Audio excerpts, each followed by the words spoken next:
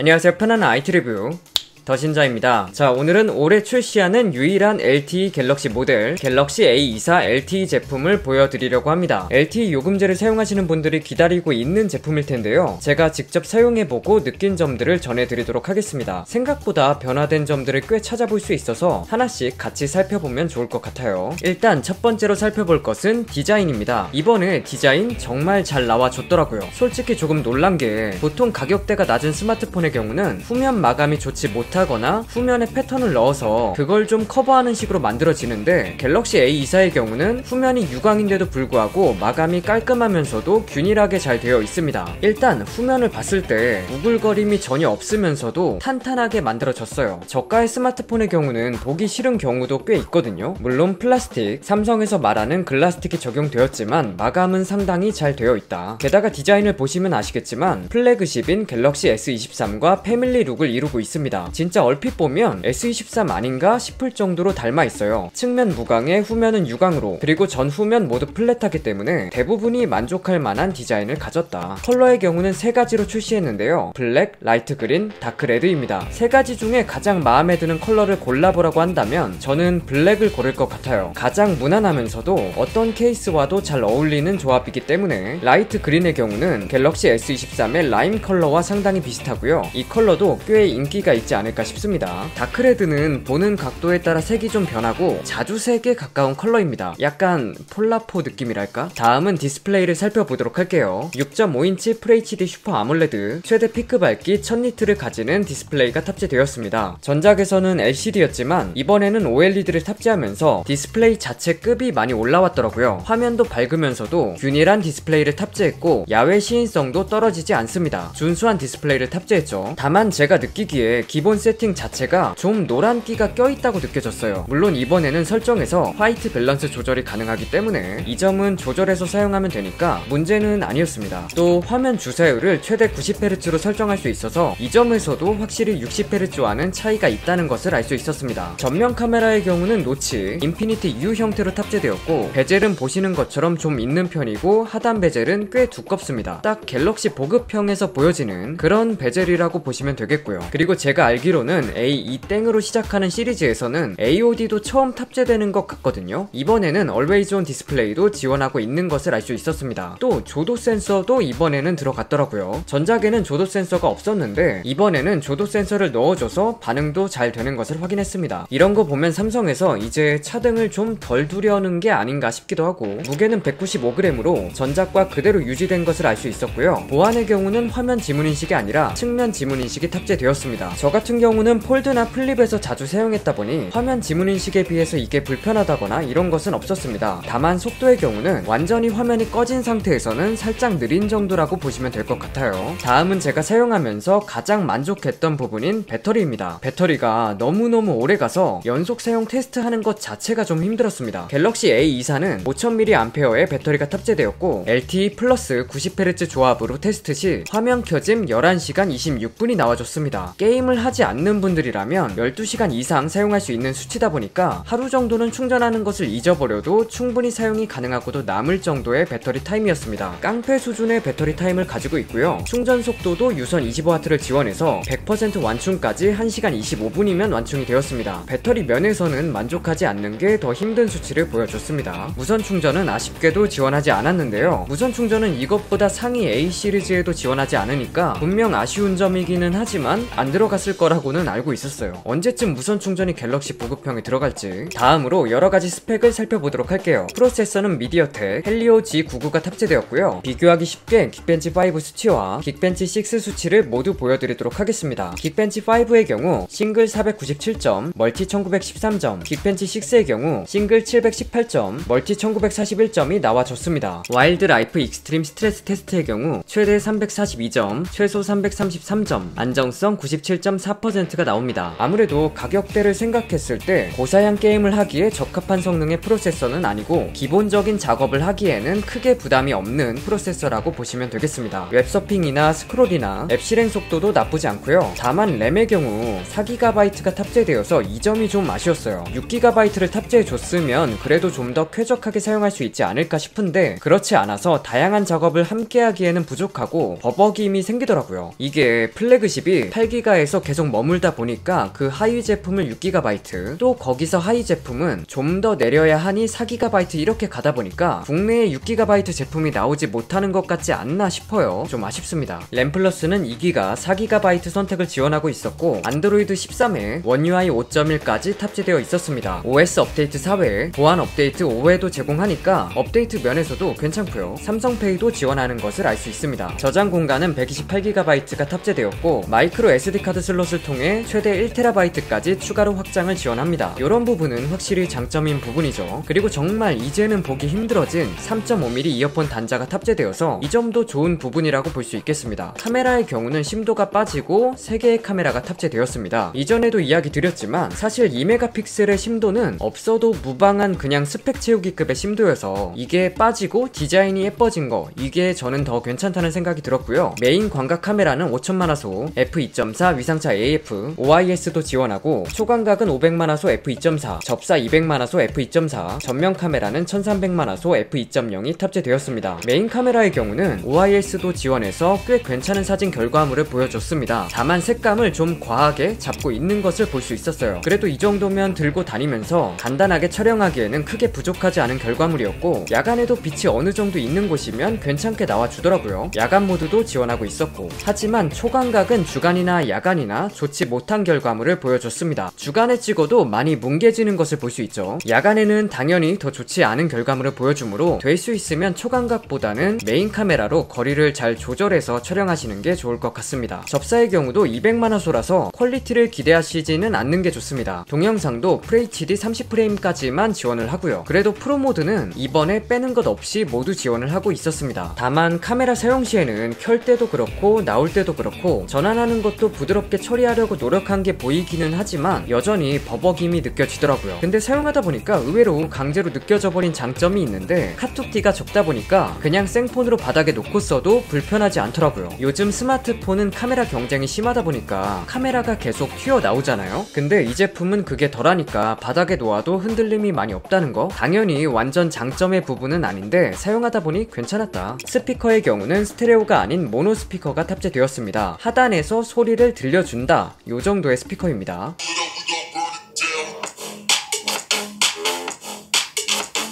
이제 가격과 함께 전체적으로 한번 보자면 가격은 전작에서 소폭 오른 39만 6천원으로 출시를 한다고 합니다. 그래서 이 제품이 가성비 면에서 좋다? 이렇게 딱 말하기는 어려울 것 같아요. 다만 분명 전작 대비 개선된 점들을 꽤 찾아볼 수 있었고 디자인 쪽으로는 대만족이고 방수 방진이나 무선 충전은 지원하지 않지만 OIS가 탑재된 메인 카메라의 결과물이나 압도적인 배터리 사용시간과 좋아진 디스플레이를 본다면 LTE 요금제를 사용하시는 분들에게는 하나의 선택지가 될 것으로 보입니다. 물론 이제 정가보다는 할인된 가격으로 나왔을 때 그때 구매하시는 걸 추천드릴게요. 제품에 대해서 궁금한 점 있으시면 댓글로 남겨주세요. 끝까지 시청해주셔서 감사드리고 재밌게 보셨다면 좋아요 부탁드려요. 오늘 준비한 영상은 여기까지입니다.